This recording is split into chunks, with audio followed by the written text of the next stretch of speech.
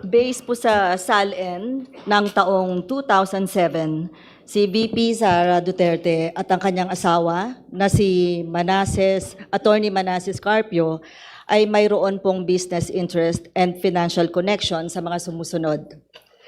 1. Davao Emerging Taipan Corporation, Davao Bounty Times Food Corporation, City Hall King Chow Foods Corporation. Kinukumpirma nyo ba ito?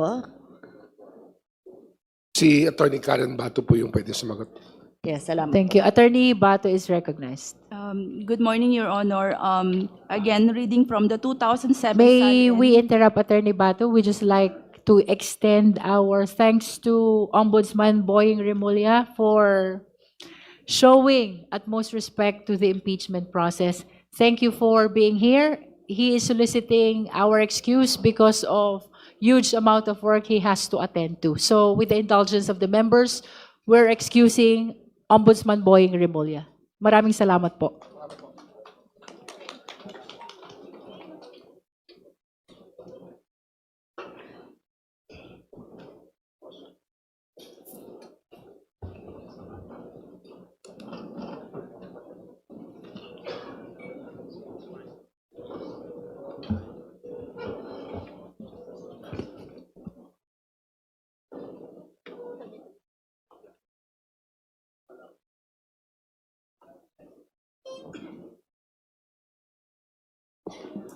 We did not suspend. So may we request Attorney Batu to address the questions of the Honorable Barbers. Good morning, Your Honor. Again, reading from the 2007 SALN submitted by the Vice President, the business interest and financial connections declared then was the Davao Emerging Taipan Corporation, Davao Bounty Times Food Corporation, and City Hall King Chow Foods Corporation. May we flash the concern, Salen? What year is this, Honorable Barbers? Now, 2008. 2008, okay. Now 2008, the focus is on the list of companies? Yes. Okay. Okay. Based naman po sa SALN ng taong 2008, si VP Duterte at ang kanyang asawa na si Attorney Manasseh Carpio ay mayroong business interest and financial connection sa mga sumusunod. 1. Davao Emerging Taipan Corporation. 2. Davao Bounty Times Food Corporation. 3. City Hall King Chow Foods Corporation. Kinukumpirma nyo ba ito? Your Honor, reading from the 2008 submitted SALN of the Vice President, ang mga financial connections and business interests declared therein were Davao Emerging Taipan Corporation, Davao Bounty Times Food Corporation, and City Hall King Chow Foods Corporation. Salamat po. Based naman po sa SALN ng taong 2009, si VP Duterte at ang kanyang asawang si Attorney Mans Carpio ay mayroong business interest and financial connection sa mga sumusunod. 1. Davao Emerging Taipan Corporation. 2. Davao Bounty Times Food Corporation. And 3. City Hall King Chow's Food Corporation. Kinukumpirma nyo ba ito? Your Honor, based on the 2009 submitted SALN of the Vice President, the declared business interests and financial connections were the following: Davao Emerging Taipan Corporation, Davao Bounty Times Food Corporation, City Hall King Chow Foods Corporation. Salamat po. Based naman po sa SALN ng taong 2010, si VP Duterte at ang kanyang asawa si Attorney Mans Carpio ay mayroon business interest and financial connection sa mga sumusunod. 1. Davao Emerging Taipan Corporation. 2. Davao Bounty Times Food Corporation. 3. City Hall King Chow's Foods Corporation. 4. SGT Fortune House Corporation. And number 5, CYKT Inc. Kinukumpirma niyo ba ito? Your Honor, I'm reading from the 2010 submitted SALN of the Vice President, and the declared business interests and financial connections for that year were the following: Davao Emerging Taipan Corporation, Davao Bounty Times Food Corporation, City Hall King Chow Foods Corporation, SGT Fortune Horse Corporation, and CYKT Incorporated. Salamat po. Based naman po sa SALN ng taong 2011, si VP Duterte at ang kanyang asawa na si Attorney Mans Carpio ay mayroon ding business interest and financial connection sa mga sumusunod na negosyo. Number 1, Davao Emerging Taipan Corporation. Number 2, Davao Bounty Times Food Corporation. 3, City Hall King Chow Foods Corporation. 4, SGT Fortune House Corporation. 5, CYKT.Inc. And number 6, Zelta Matiem Salon. Number 7, 3 Kids Inc. Kinukumpirma niyo ba ito?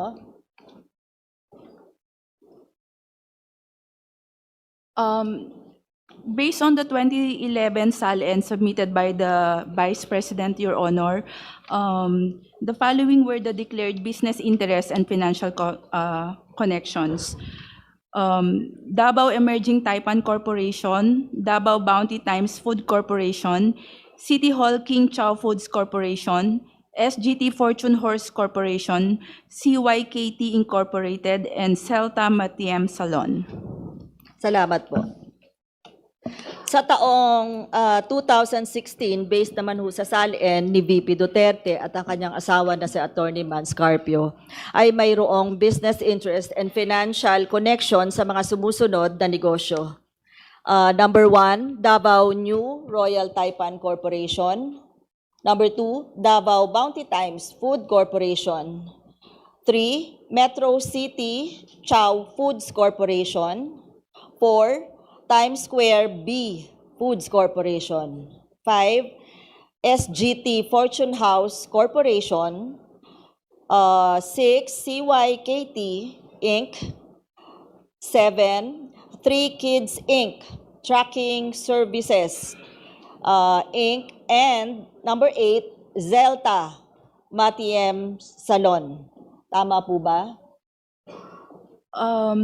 Your Honor, I'm reading from the 2016 submitted SALN of the Vice President, and the declared business interests and financial connection for that year were the following: Davao New Royal Taipan Corporation, Davao Bounty Times Food Corporation, Metro City Chow Foods Corporation, Times Square B Foods Corporation, SGT Fortune Horse Corporation, CYKT Inc., 3 Kids Inc. Tracking Services, and Celta Matiem Salon. Salamat po. And base naman po sa SALN ng taong 2017, si VP Duterte at ang kanyang asawa na si Attorney Mans Carpio ay mayroon din hong business interest and financial connections sa mga sumusunod na kumpanya. 1, Davao New Royal Taipan Corporation. 2, Davao Bounty Times Food Corporation. 3, Metro City Chow Foods Corporation. 4, Times Square B Foods Corporation. 5, CYKT Inc. And 6, Tapang at Malasakit Alliance for the Philippines Inc. Tama po ba? Your Honor, again, I'm reading from the 2017 SALN submitted by the Vice President.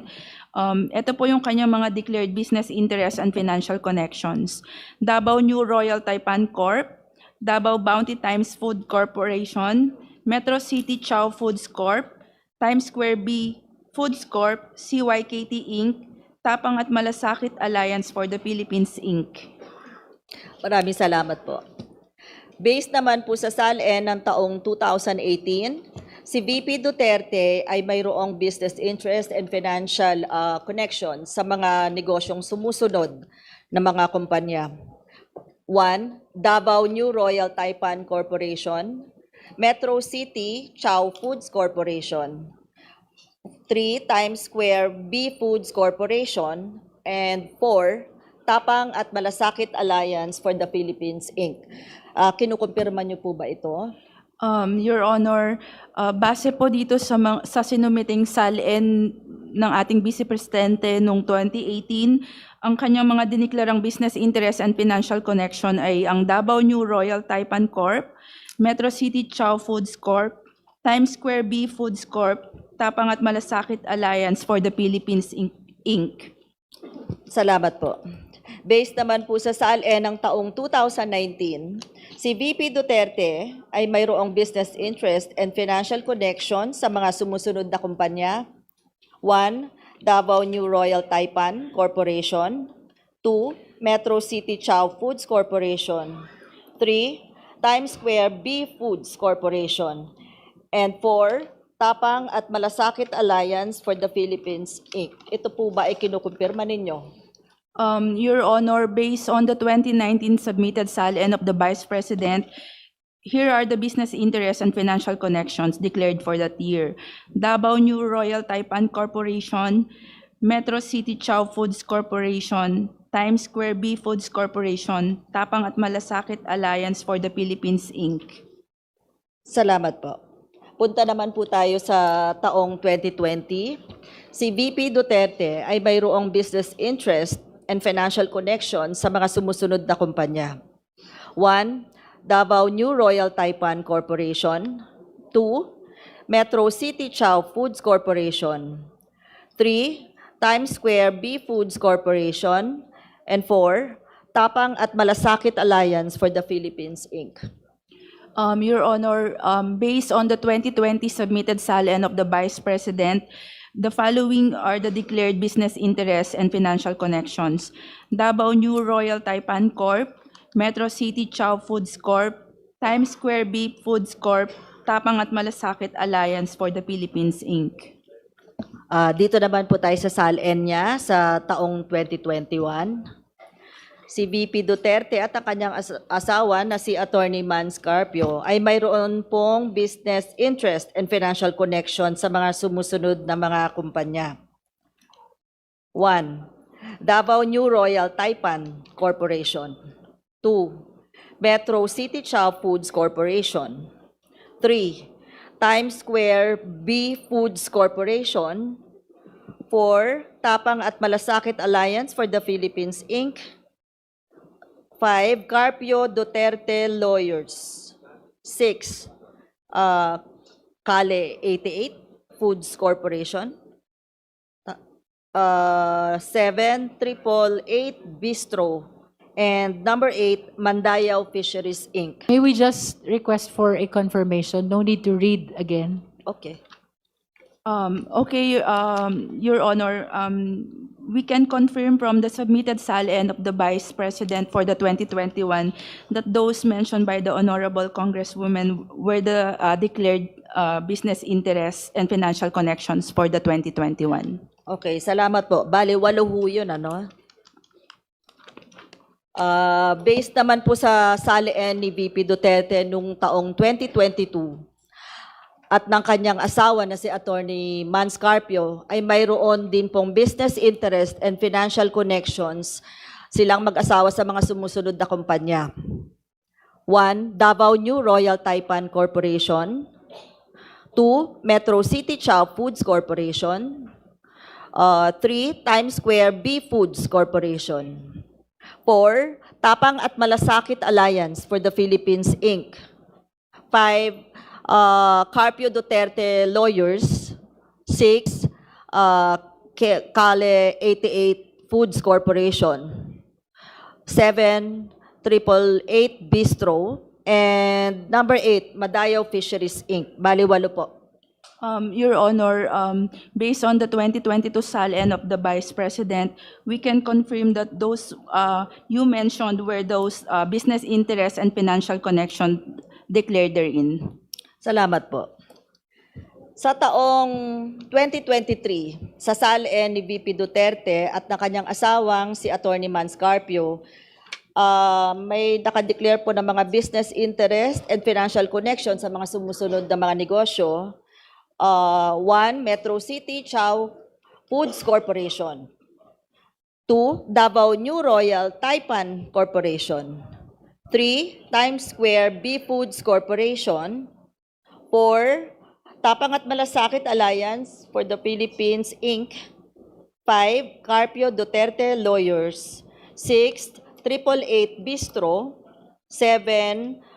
Kale 88 Foods Corporation. Number 8. Madayao Fisheries, Inc. Number 9. Mati City Ice Plant and Cold Storage, Inc. Number 10. Amyanan Shores, Inc. And 11. Geometry Security and Investigation Agency, Inc. Your Honor, again, basing on the 2023 submitted SALN of the Vice President, we can confirm that those you mentioned were the business interests and financial connections declared therein. Salamat po. Ngayon pong sa taon pong 2024, ang SALN ni VP Duterte at ang kanyang asawa na si Attorney Manasseh Carpio ay mayroon din pong business interest and financial connection sa mga sumusunod po na kumpanya. 1. Metro City Chow Foods Corporation. 2. GenCorp Industries, Inc. 3. Carpio Lawyers. 4. 888 Bistro. 5. Kale 88 Foods Corporation. 6. Madayao Fisheries Corporation. 7. Mati City Ice Plant and Cold Storage, Inc. 8. Amyanan Shores, Inc. 9. Geometry Security and Investigation Agency, Inc. And 10. Cable Tow 88 Shipping and Marine Services, Inc. Kinukupirma niyo po ba ito? Your Honor, reading from the 2024 submitted SALN of the Vice President, we can confirm that those 10 business interests and financial connections that you have read were declared by the Vice President in her 2024 SALN. Salamat po. So, tama po ba na base sa mga SALN ni VP Duterte at ni Attorney Mans Carpio ay kada taon ang mga business interest nila ay dumadami? We cannot make any conclusion on the basta kung ano lang po yung binasa ninyo, we can confirm na yun po yung nakalagay sa SALN nila, Your Honor. We know Yes. the answer of Attorney Bato. Okay. Madam Chair, manifestation. Yes, you may proceed. Sana po ay merong maipakita sana sa atin kung ano ang importansya o reason ng pagdami ng mga interest sa mga negosyo ng mag-asawang Duterte Carpio. Like paglaki ng kanilang income, net worth at halaga ng kanilang yaman. Anyway, that's all, Madam Chair. Thank you very much. Thank you, Honorable Barbers. Any other justice member who wish to raise questions to the Office of the Ombudsman? Madam Chair, manifestation. The Honorable De Lima is recognized. Thank you, Madam Chair. Observations on what I hear, on what I saw on the screen, and the presentation of those SALNs from 2006 to 2024, the latest in the possession of the Ombudsman. Latest po yung 2024, Yes, Your Honor. so wala pa po yung 2025. We have not received the submission of the 2025 For SALN of the Vice 2025. So the President. latest is 2024. Yes, Your Tatlong Honor. obserbasyon po. Yung kanina, yung tungkol nga po, yung pag sa questioning po ni Honorable Joel Chua, yung kapansin-pansin na mula 2019 to 2024, the respondent... Honorable De Lima, kindly speak closer to the microphone. And may I share as well the matrix prepared by the Secretariat with respect to the information gathered from the SALNs of the respondent. Kindly flash the matrix of the SALN of VP Duterte. This may help Honorable De Lima in her clarificatory questions. Thank you, Madam Chair. So can we see it, please? The matrix on the first point of observation that I'm making. yung tungkol po doon sa wala na pong naipakita o wala na pong na-declare o report na cash in bank or cash on hand from 2019 to 2024. Pero nung mga una ay meron mga rini-report na mga cash on hand or cash in bank. So, mali ho atang matrix yung nakalagay dyan. Yung dapat po makita natin, yung matrix na pinapakita na wala na nga ng mga rineport na cash on hand from 2019. Yes, it's there ho pala. So from 2019 to 2024, wala na pong cash on hand or cash in bank. Para sa akin po, ang biglaan at tuloy-tuloy na pagkawala ng deklarasyon ng liquid assets, because cash on hand and cash in bank are liquid assets. Sa kabila ng dati, meron naman na mga halaga ng mga cash on hand, cash in bank, ay nagdudulot ng pagdududa sa kawastuhan at kabuuan ng subsequent SALNs ni VP Sara. Second point of observation, Madam Chair, tungkol naman po sa liabilities. Nakita rin po natin na as to liabilities, VP Sara declared 6,954,454 in 2016. Nandyan ho ba yan? Yung liabilities, 2016, 6,954,454. At sa 2017 naman, liabilities of 6,313,188 in 2017 and 6,119,113 in 2018. At sa 2019 naman po ay 3,460,790 and 2,490,105.90 in 2020. Kapansin-pansin po na mula 2021, tanging ang kanyang asawa na si Maneses Carpio. Nagre-reflect ho ba yan dyan? Na tanging yung kanyang asawa na si Maneses Carpio ang may dineklarang mga liabilities at wala nang iniulat na utang o liability ni VP. Mako-confirm ho ba yan? Your Honor, I'm reading from the 2021 SALN submitted by the Vice President, and it is stated there that the liabilities was a personal loan from various creditors po by Attorney Manasseh Carpio. Yes. How about on the part of VP Sara herself? Meron pa ho ba na mga report na liabilities in 2016, 20, beginning in 2021? Meron ho ba report na liabilities? Let me check, Your Honor, with regard to the 2022 SALN of the Vice President.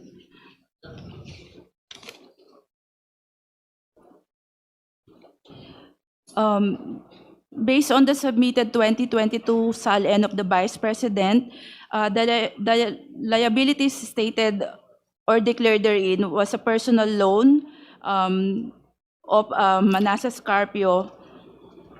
That's all, Your Honor, for the 2020. Maneses Carpio. How about 2022? So no VP, no Sara Duterte. For the 2023 SALN, Your Honor, based on the submitted SALN by the Vice President, the liabilities declared therein was a personal loan of Manasseh Carpio, Your Honor. Again, of Maneses Carpio and not Sara Duterte. 2024, please.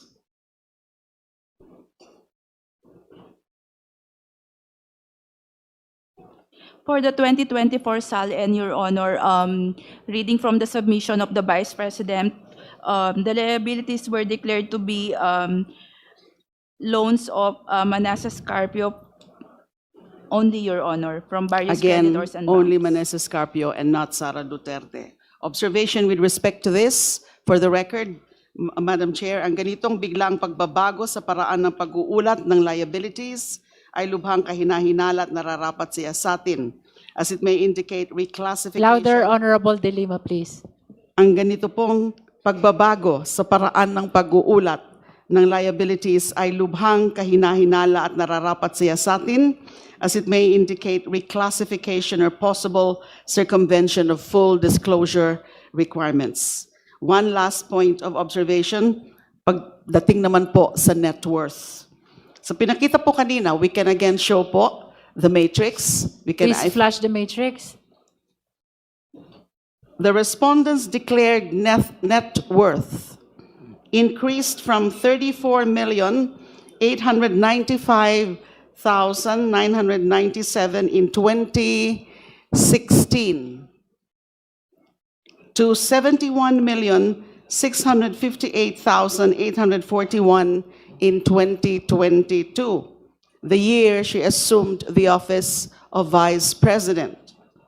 Sa loob lamang ng 2 taon, ito ay lalo pang umakyat sa 88,512,370.22 noong 2024. Obserbasyon po, ang ganitong mabilis at medyo malaking pagtaas ng yaman with the absence of declared liquid assets and the diminution or transfer of liabilities ay nagbubunsod ng seryoso ring pagdududa hinggil sa veracity, transparency, and integrity of the Vice President's financial disclosures. So those are my observations with respect to the SALENS. Maraming salamat po. The observations of the Honorable De Lima are noted by the committee. Madam Chair. The Honorable Keith Flores. Madam Chair, I just have a few questions for the Ombudsman. Madam Chair, every government employee is required to fill up a SALN, correct? Yes, Your Honor. And in that SALN, di ba, may sa bottom niyan is my waiver, no? Every government employee in filling up a SALN also executes a waiver. Tama po ba? Can we show the last page of the SALN just for reference to the question of the Honorable Flores? Please flash last page of SALN.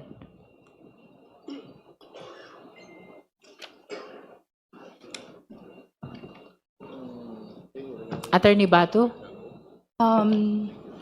Your Honor, I'm reading the 2024 SALN, the last page of which reads, I hereby certify that these are true and correct statements of my assets, liabilities, net worth, business interests, and financial connections, including those of my spouse and unmarried children below 18 years of age living in my household, and that to the best of my knowledge, the above enumerated are names of my relatives in the government within the 4th civil degree of consanguinity or affinity.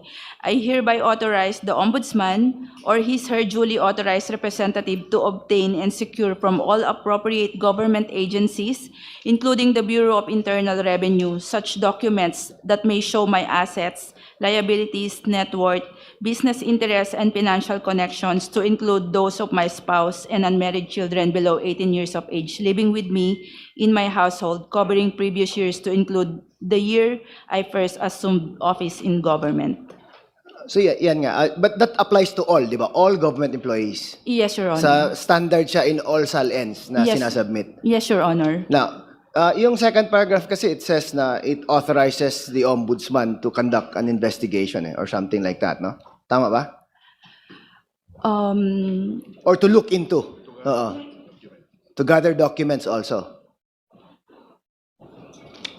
Yung second paragraph pa.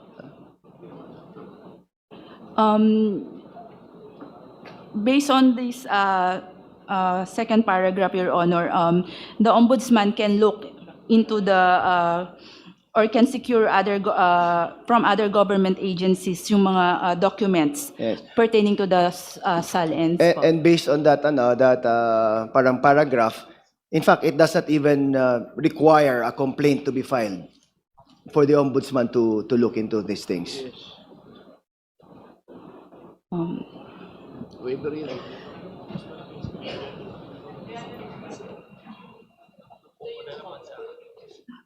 Yes, Your Honor, because it's included in our functions that we can conduct a motu proprio investigation. Who's with you, Attorney Bato? I'm with Assistant Ombudsman Armando Sanchez Jr., Your Honor. Sir, would you be in a better position to answer the questions? Kasi I noticed that our title is Parang Central Records ata yung si Atty. Assistant Ombudsman Sanchez is recognized. Good morning, Your Honors. Yes, sir. We confirm that we can conduct motu proprio investigation. Based on that portion of the SALN. Yes, Your Honor. Okay, now in this particular case, sir, was there an investigation ever conducted on the part of the Vice President?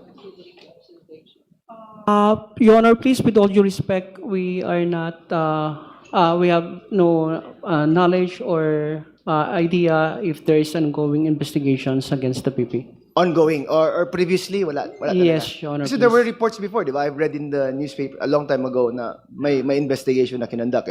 That's not true. You're not confirming it. Honorable Flores is reminded to confine the questions to what appears in the SALN, I subject see. matter of the subpoena. It's just related to the waiver, madam. Anyway, I'll withdraw that question. No? So, ano na lang na, sa waiver na yan, you just answered na wala kang alam na investigation being made by the Ombudsman as of now. Your Honor, as far as I'm concerned, I have no idea or knowledge regarding any investigation, Your Honor. So, are you speaking on your personal capacity as an ombudsman or for the ombudsman as an office? Your Honor, as Assistant Ombudsman, assisting the records officer of the Office of the Ombudsman, Your Honor. So, not as for in behalf of the entire office of the ombudsman. Yes, Your Honor. Meaning somebody else might have knowledge or information about it, but not you. I confirm, Your Honor. Okay, so that's